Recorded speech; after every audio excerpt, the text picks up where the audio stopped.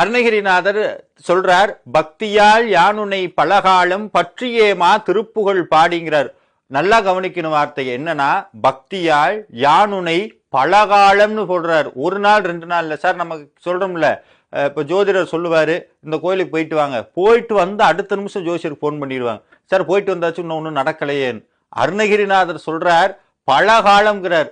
முருகனை நேருக்கு நேர் பார்த்து, முருகனை தொட்டு, முருகனை பேசி, முருகனை அவர்கிட்ட பேசி, முருகன் அத்தனை அருளும் பண்ண அருணகிரிநாதரே பலகாலம் தவம் பண்றாராம். எதுக்குன்னா, பக்தியால் யான் உன்னை பலகாலம் பற்றியே மா திருப்புகழ் பாடி முக்தனா மாறனை பெருவாழ்விங்கிறார். முக்தியே சேர்வதற்கு அருள்வாயே முருகா, இத்தனை நாள் நான் தவம் பண்றேன்.